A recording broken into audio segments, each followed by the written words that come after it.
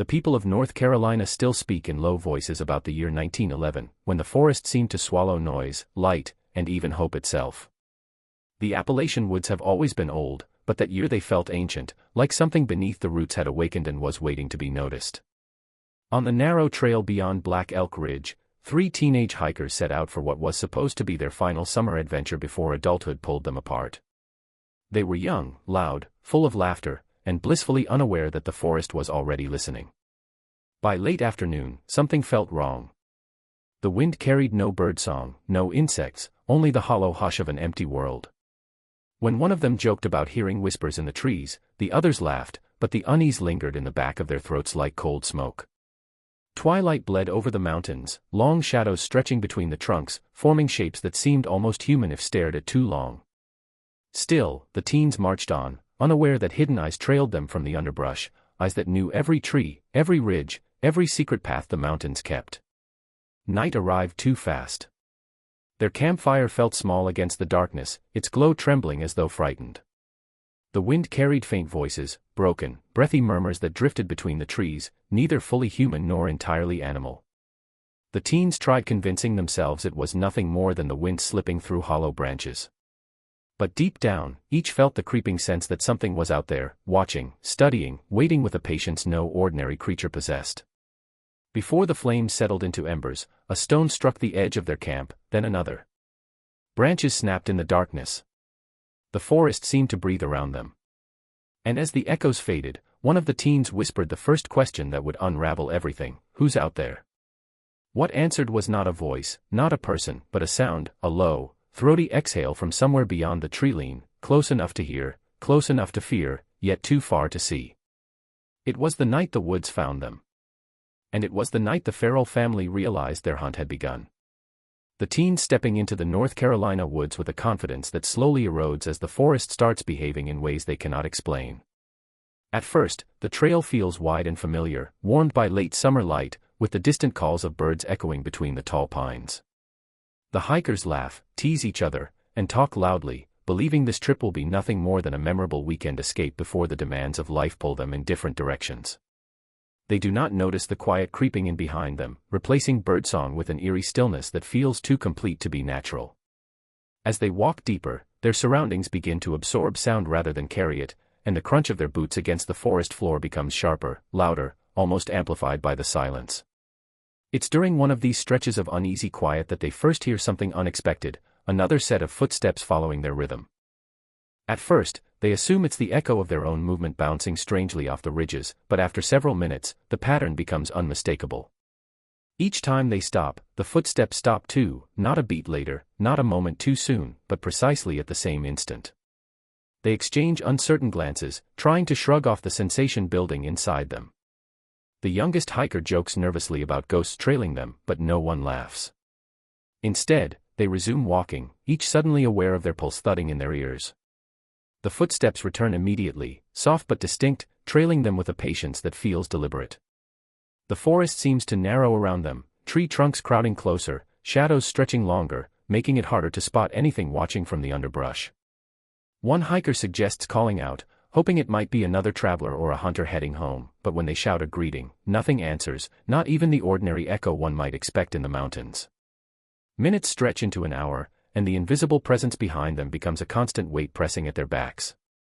The teens try speeding up, but the unseen follower keeps pace without effort, never stumbling, never altering rhythm. Sweat beads on their palms despite the cool mountain air. They check behind them repeatedly, each time finding only trees crowding the path, their branches swaying gently as if stirred by something unseen. The longer it continues, the clearer it becomes that whatever follows them isn't merely passing through the woods. It is tracking them intentionally, silently, and with a focus that no ordinary person or animal would possess, as though the forest itself has decided to send something after them, whispering the first warning that they have stepped into a place where they were never meant to walk. The hikers begin noticing strange voices drifting across the ridges, whispers that seem to rise and fall with the shifting mountain wind yet carry an unsettling human quality. As evening settles over the trail, the teens reach a narrow overlook where the land dips into a maze of steep valleys and shadowed hollows. They sit to rest, believing the high vantage point will bring them comfort, but instead, the silence feels heavier here, as if the mountains are holding back a secret. The air grows cooler, and the light fades faster than expected, turning the ridges into layered silhouettes stacked against a murky sky. Just as they begin packing up to continue, a faint murmur rises from the trees below, soft, melodic, almost like someone speaking far away. At first, they think it must be another group of campers somewhere along the lower trail, but the tone of the voice carries a strange, fractured rhythm, as though the words are being spoken by someone who has never heard proper speech before. The murmuring drifts in and out, carried by the wind in broken fragments. Sometimes it sounds like laughter, thin, breathy, and wrong, and other times it resembles someone humming a lullaby with no tune. The sound unsettles one of the hikers enough that he steps toward the ridge, calling out to see if someone needs help. His voice echoes into the valley, but the whispers instantly fall silent, swallowed by the forest. A long moment passes before the murmurs return, closer this time, louder, and layered with additional voices, as though more than one person is speaking in the same eerie dialect. The teens stare into the gathering darkness, trying to pinpoint the source, but the sound seems to move, drifting from ridge to ridge in a way that defies distance. Unease spreads through the group as they realize these whispers aren't random. They feel directed, deliberate, almost curious. One hiker insists it must be mountain wind slipping between narrow gaps in the rocks, creating an illusion of speech, but the explanation falls flat when the voices suddenly mimic the exact cadence of their laughter from earlier on the trail, repeating it in a distorted echo that makes their skin crawl. The forest around them feels alive, listening, learning, practic. When the teens, rattled by the whispers and shadows stalking them, stumble across a structure that should not exist this deep in the Appalachian wilderness. As the sun dips lower and the woods darken into a dull, bruised blue, they search desperately for a place to rest and gather themselves. The forest feels tighter now, branches clawing at their sleeves, the air thick with an unspoken warning. Just as they consider turning back, one of the hikers spots the corner of a roof jutting through the trees, slanted and nearly swallowed by decades of decay. Drawn by a mix of relief and suspicion, they push through the undergrowth and emerge into a small clearing dominated by a collapsing hunter's cabin, so old and weather-beaten it looks as if it grew from the forest itself. The cabin seems abandoned at first glance, leaning to one side with its door hanging crookedly from rusted hinges. Moss blankets its roof, and shattered glass lies scattered like forgotten ice. Yet something about the place feels wrong, as though it wasn't abandoned voluntarily but rather frozen at the exact moment something terrible forced it to silence. One hiker calls out, but their voice sounds muted here, as if the air refuses to carry it past the tree line. The group hesitates, exchanging uncertain looks before stepping inside. The interior smells of damp rot and old earth, the air stale and heavy. Dust hangs in thin shafts of light cutting through holes in the roof, illuminating the chaos within. Bones litter the floor in tangled piles, small and large, fresh and yellowed, some gnawed, some cracked open, and some unmistakably human. Jawbones with teeth still intact. A fragment of a skull. A femur scored with deep bite marks. The teens freeze, their breath catching as the reality of what lies before them settles in. This was not a campsite, not a shelter, but a feeding place. The walls of the cabin tell a story just as disturbing. Scratches gouge the wood in frantic, overlapping lines, some shallow and others deep enough to splinter the boards. The marks climb toward the ceiling, desperate and chaotic, like someone, or several people, had clawed their way along the walls, either trying to escape or trying to get in. A rusted pen rests in a corner, filled with dark stains hardened into a crust. Beneath it lies a pile of shredded clothing, a scarf, a sleeve, the torn remnants of a shoe. The hikers realize with dawning horror that the whispers they heard earlier may not have come from some distant, unseen presence. They might have been standing outside this very cabin, watching them, waiting for the moment they stepped closer. The teens rush back into the clearing, choking on fear, understanding now that the forest isn't hiding a predator, it is protecting one, and they have just walked straight into its den.ing. Every sound they make is tossed back at them in warped fragments, as though someone hidden deep in the woods is trying to imitate human behavior with unsettling precision. As the shadows stretch further and the voices continue drifting closer, the teens begin to understand the terrifying truth: they are not hearing the wind, and they are not alone on the ridge. Whatever lurks below is intelligent enough to mimic, patient enough to observe, and close enough to hear every word they speak, its whispers climbing the mountainside like fingers reaching through the dark. The first night the teens attempt to camp, a night that begins with nervous whispers and ends with the unmistakable feeling that something has marked them as prey. After fleeing the abandoned cabin and deciding they're too exhausted to continue navigating the darkening woods, the hikers settle in a small patch of clearing where the tree's thin enough to allow a sliver of moonlight through. Their hands shake as they set up their campsite, the fire crackling weakly as if even the flames are reluctant to grow in this part of the forest. None of them want to admit how frightened they are, but their silence says enough. The woods around them feel unnaturally still, as though every living thing has fled, leaving only the hikers and whatever else prowls unseen. As night deepens, the temperature drops sharply, carrying a biting chill that settles into their bones. The fire provides some comfort, but its warmth does little to ease their nerves. Each tilt of a branch, each rustle of leaves grabs their attention.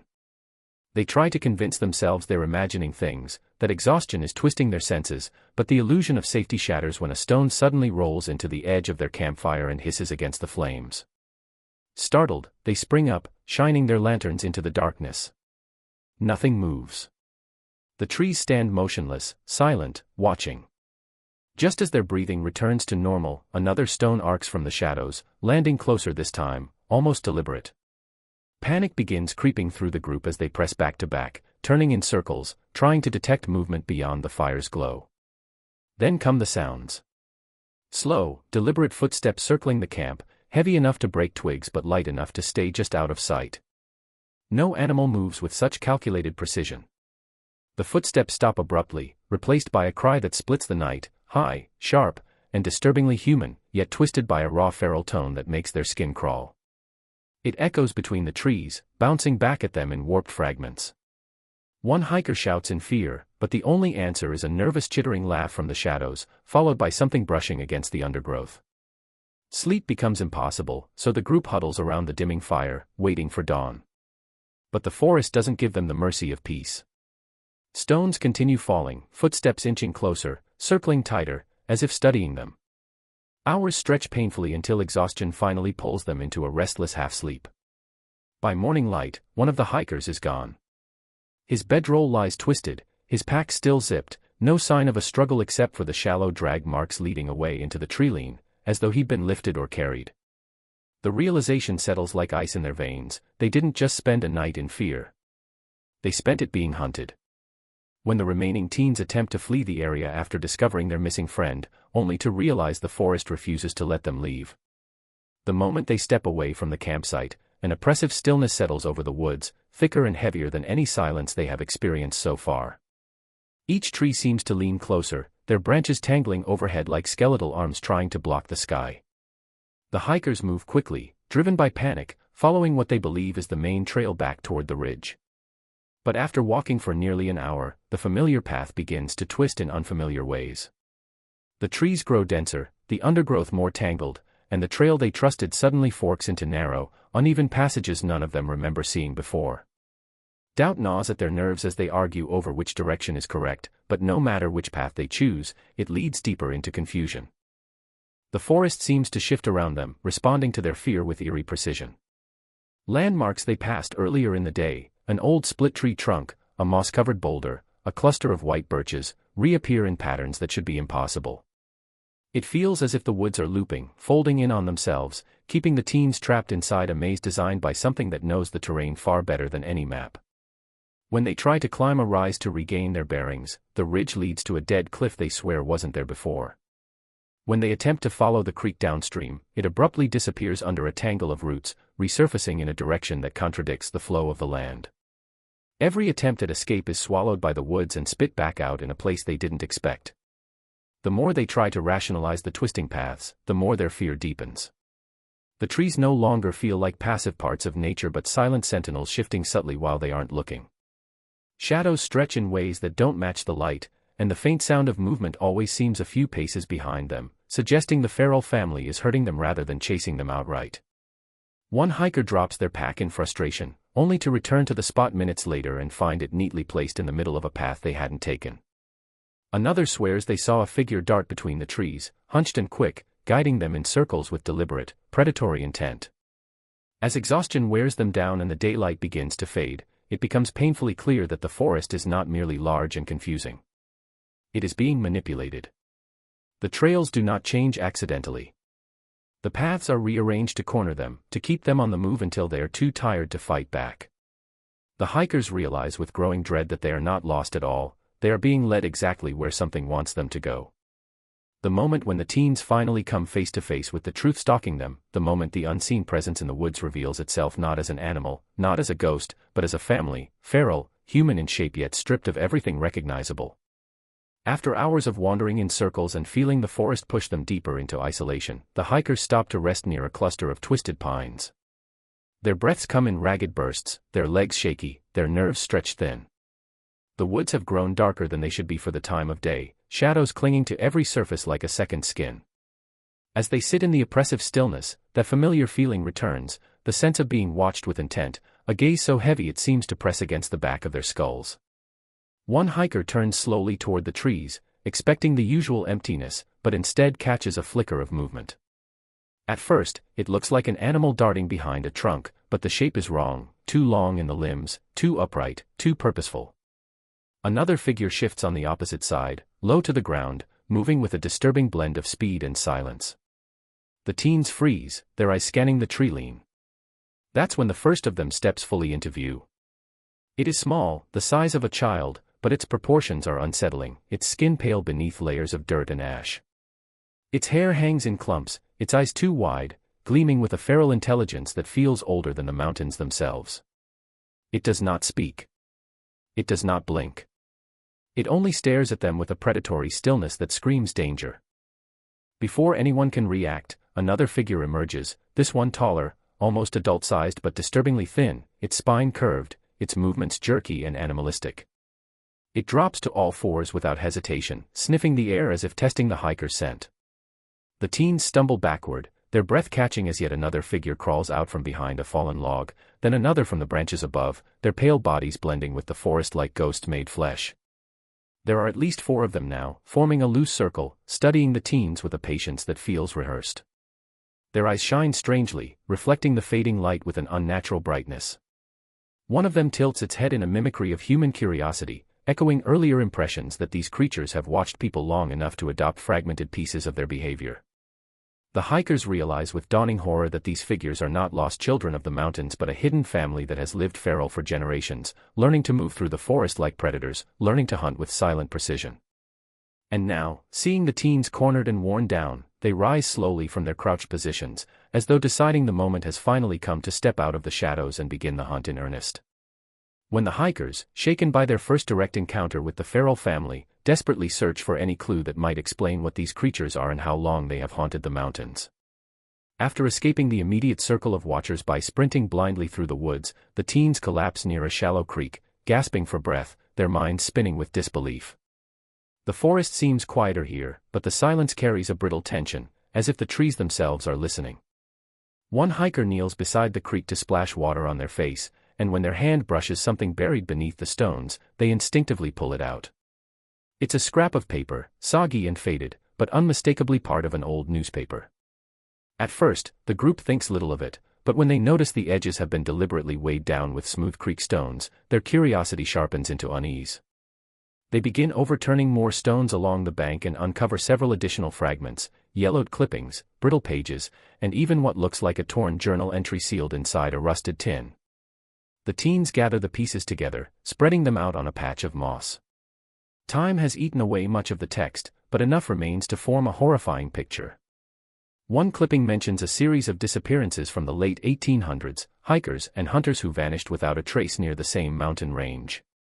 Another describes an old mountain rumor of a family that fled into the wilderness after a violent feud, choosing isolation over surrender. Over the decades, locals reported glimpses of thin, pale figures watching from the treetops or scavenging abandoned campsites, but these sightings were always dismissed as superstition or misidentified wildlife. A more chilling fragment references a search party from 1874 that followed strange tracks, barefoot, human-like but twisted in shape, leading deep into a ravine. The party claimed they found remnants of a campsite with shredded clothing and bones scattered around, but no living person was ever recovered. The final scrap the hikers are able to piece together hints that the family did not simply vanish into the mountains but adapted to them, surviving through means that the writer refused to describe in detail. The article abruptly ends with a warning that anyone venturing too far into the Forgotten Hollows risks meeting those who no longer speak our language, yet understand far more than they should. As the teens absorb the fragments, a sickening realization creeps over them: these clippings were not scattered randomly. They were placed here intentionally, protected beneath rocks as though the feral family collected them. Whether out of obsession, memory, or some twisted reflection of their former humanity, the creatures seem to have preserved the record of their own monstrous lineage. The hikers understand that what hunts them is not a recent threat but a generational terror woven into the mountain's history, a family that has watched strangers enter their woods for over a century and has grown frighteningly skilled at making sure none of them leave. When the strain of fear, exhaustion, and constant vigilance starts to break apart the fragile unity among the hikers, leaving them vulnerable not only to the forest but to each other.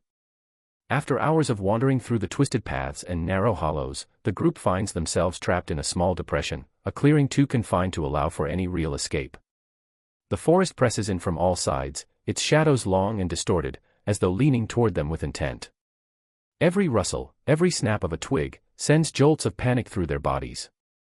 Tension mounts, and whispers of blame and fear pass between them as nerves fray. One hiker accuses another of leading them in circles, while another insists they should have stuck together instead of panicking. Their unity, once a source of comfort, crumbles under the mounting terror, and the first cracks of mistrust appear. One of the hikers, the youngest and most desperate, decides he cannot bear the suffocating presence of the unseen watchers any longer. He announces he will slip away alone, claiming he knows a shortcut out of the forest, a path that will finally take them back to safety. The others protest, insisting they must remain together, but the teenager, trembling and driven by fear, bolts into the underbrush before anyone can stop him. For a moment, a fragile hope seems to rise: perhaps this escape will draw the attention of the predators away, buying the rest of the group a chance to find the main trail. But that hope dies almost immediately when the forest responds with the same unnatural precision they have feared all along. The undergrowth rustles with unnatural speed, shadows dart between the trees, and the sounds of pursuit ring sharp and deliberate. Moments later, the remaining hikers notice figures emerging from the tree line, their movements disturbingly coordinated. The feral family appears, not scattered or aimless, but with an uncanny sense of timing that betrays prior planning. The teen who attempted to flee has unknowingly led the predators directly to the others, and the forest itself seems to shift, funneling the hikers toward the family as if the woods are working in tandem with the hunters. Panic explodes into chaos.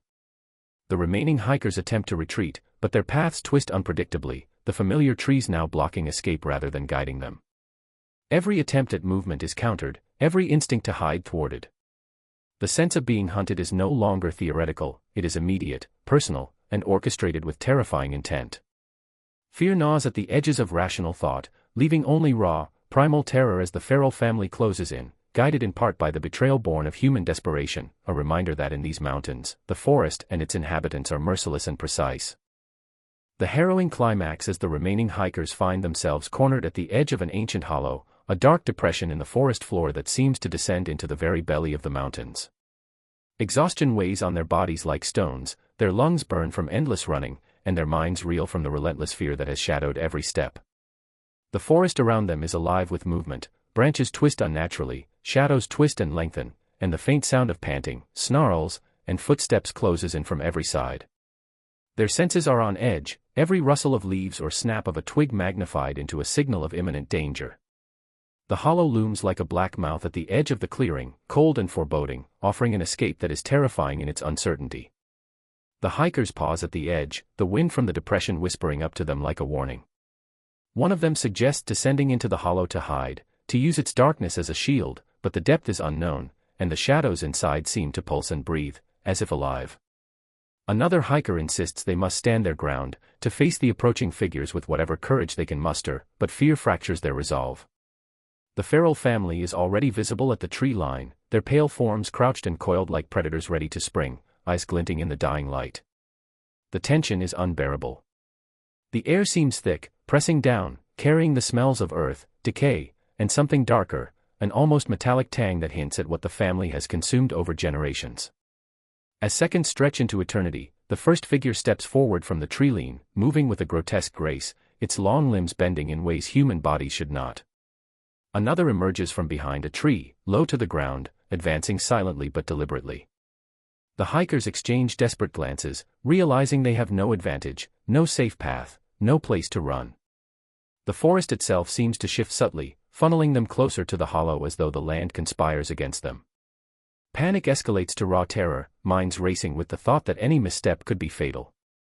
One of the teens inches toward the hollow, hoping to disappear into its darkness, but the instinct to survive is outweighed by the overwhelming fear of the unknown lurking within it. The feral family moves closer, encircling them, their coordination precise and terrifying. Shadows flit along the edges of the clearing, and every snap of a branch, every crack of underbrush, confirms the hunter's calculated patience. The hikers can feel the inevitability of confrontation pressing down on them. The hollow is no longer just an option, it represents the final gamble between disappearing into the suffocating black below or standing against a family that has perfected the art of stalking and killing in these mountains for generations. Every instinct screams to flee, but the ground beneath them feels treacherous, and the unseen currents of the forest push them relentlessly toward the edge. In that instant, the full weight of their situation is undeniable, and the night prepares to claim them as it has claimed so many others before, leaving only fear and uncertainty in its wake.